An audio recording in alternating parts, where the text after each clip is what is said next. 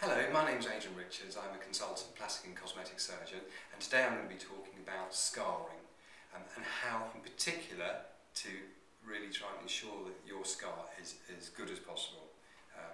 In a previous video I've talked about how as plastic surgeons we can try and get the best possible scar by avoiding tension on the scar with deep stitches, so that the deep tissue is held together but there's no tension on the skin, or at a minimum the skin stitches should not be dragging the skin all together, because that's when you get those marks on either side of the incision and you get raised scars. Okay, so as plastic surgeons we can try and make the scarring best as possible by orientating it in the right direction, hiding it in natural lines and avoiding tension. Okay, after you've had the operation, when you've got a scar, what I certainly like to do is splint the scar. So I use special tape called micropore tape, which I place over every scar, and what this does is the tape becomes like a second skin and it reduces any tension on the wound.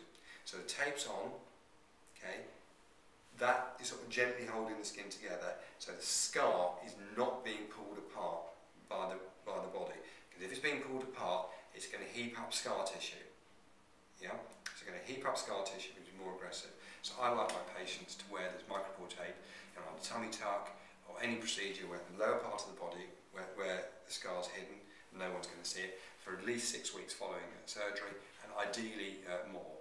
And this tape lasts a week, becomes like a second skin. You can wash, shower, exercise, swim with it on, and then it loses its stick after about a week, and we just take it off, and then you can replace it. And I found that this really does give the best type of scarring. On the lower body, nearly every incision nowadays is closed with what's called a subcuticular stitch, which is basically a running stitch underneath the skin.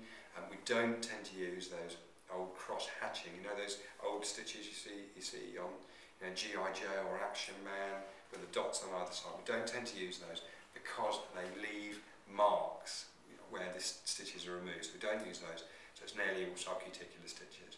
So you shouldn't have those sideways marks anymore.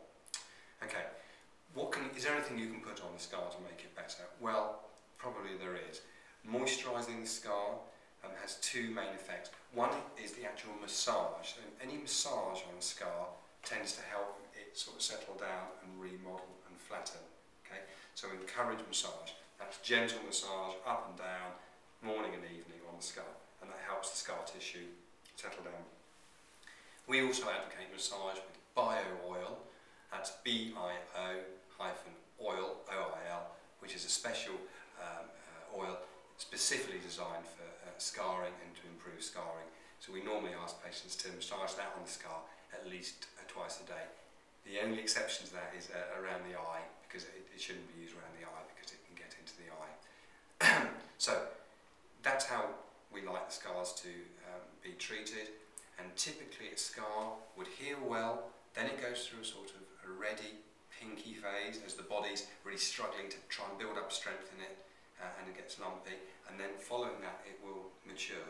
And most scars at a year tend to sort of gone through the red phase, they're slightly more purpley, and then eventually they will fade to a sort of silvery colour, a fine silvery colour, which isn't that noticeable. But scarring doesn't just stop at year one. Scar modification, scars are constantly remodeled, constantly changed by the body, so they will gradually get better with time and gradually get less obvious. So I hope that's been helpful. If you'd like any more information about scarring, how to look after your scars, measures you can take to optimise your scarring, please contact us either via the website, email, or phoning us on 01844 214 362. Thank you very much.